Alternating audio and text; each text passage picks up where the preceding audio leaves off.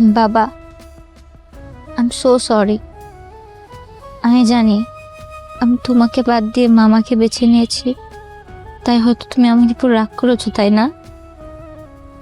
কিন্তু বাবা, সত্যিটা আসলে উম, আমি জানি না। হ্যাঁ বাবা, তুমি জানো না বাবা, তুমি আমার শেকড়। কিন্তু মামা মামা আমাকে কখনো তোমার অভাবটা বুঝতে দেয়নি।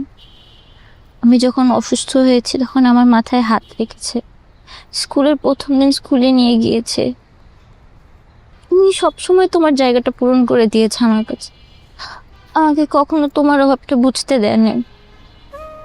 বাবা, আমি অনেক একা ছিলাম, যাকে পাশে পেয়েছি তাকে বিশ্বাস করতে শিখেছি।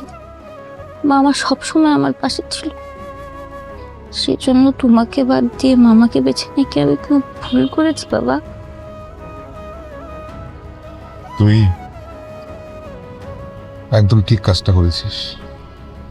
বাবা, আমার খুব চিন্তা হচ্ছিল যে আমি তোমাকে বাদ দিয়ে মামাকে বেছে নিয়েছি, সেজন্য হয়তো তুমি আমার উপর অনেক রাগ করেছো। তো বাবা, তুমি তো আমার বাবা, অনেক দিন তোমাকে ছাড়া থেকেছি, আমি আর তোমাকে ছাড়া থাকতে চাই না। তুমি প্লিজ আমাকে মাফ করে দিও। বাবারা কখনো মেয়ের উপর রাগ পুষে রাখে না। তুই শুধু আমার পাশে থাক, তাহলে আমার আর কিচ্ছু লাগবে না, কিচ্ছু।